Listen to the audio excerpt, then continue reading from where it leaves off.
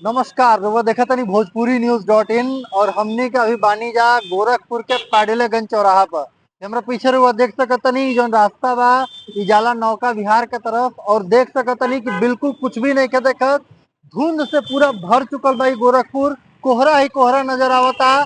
और हमनी के भोजपुरी न्यूज के टीम एकरा के कवर कर रहल बिया। सरकार से भी आग्रह करब जा कि ये ठंड के देखत जे भी गरीब बा या बच्चन खातिर जरूरी इंतजामात करे, ताकि ये ठंड से केहू के जान ना जाए, केहू बीमार ना पड़े। साथ ही हमनी के अपना दर्शक लोगन से भी आग्रह करब जा कि जब भी कोनो जरूरी होखे तबे घर से बाहर निकली, और घर से बाहर निकली तो प्रॉपर प्रिकॉशन के साथ यानी पूरी सावधानी के साथ निकली, नहीं तो कुछ भी हो सकता है।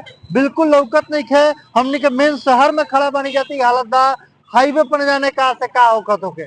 तो रउआ सावधान रही और साथे ही अपना अपन और अपना घर वाला के ख्याल रखत गाड़ी से चली तो बिल्कुल ध्यान से चली।